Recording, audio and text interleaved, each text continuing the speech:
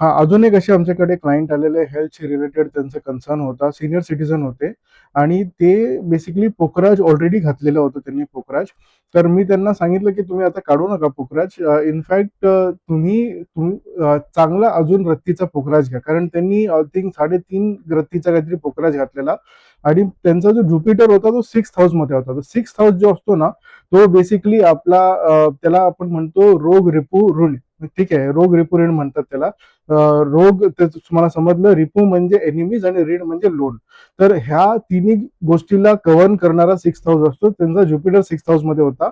Jupiter ज्या पण घरामध्ये बसतो ना, तो त्या घराचा इफेक्टला कमी करतो आणि ज्युपिटर 6th हाऊस मध्ये बसला तर त्या घराचा इफेक्ट तो कमी करणार. म्हणजे काय, रोग असेल किंवा रिपू असेल किंवा ऋण असेल, ह्या सगळ्या निगेटिव्ह गोष्टींना तो कमी करतो. तर त्यांना मी काय सांगितलं, तुम्ही स्टोन प्रॉपर घातलाय, स्टोन तुमचा चुकीचा नाहीये, पण त्यांचा वेट होता त्या टाइमला काहीतरी 75 वगैरे. तर मी त्यांना सांगितलं, तुम्ही 7.5 किंवा 8 रत्तीचा तुम्ही पोखराज घाला, चांगल्या क्वालिटीचा. थोडे पैसे इन्व्हेस्टमेंट जातील, बट हेल्थचा मामला आहे तर थोडं तुम्हाला इन्व्हेस्ट करावं लागेल. आणि त्यांनी ऐकलं, ते घेतलं आणि आय थिंक आता त्यांचे रिपोर्ट्स वगैरे चांगले आलेले आहेत. त्यांचा सेकंड कॉल आम्ही केलेला, 2 आठवड्या आधी कॉल केलेला त्यांना मी.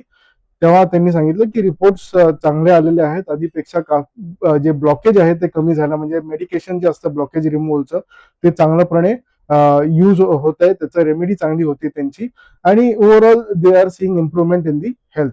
So this is how sometimes तुम्ही जेमस्टोन बरोबर घातलंय, पण कधी कधी ते जेमस्टोन किती रत्तीचं घातलंय ते पण खूप मॅटर करतं.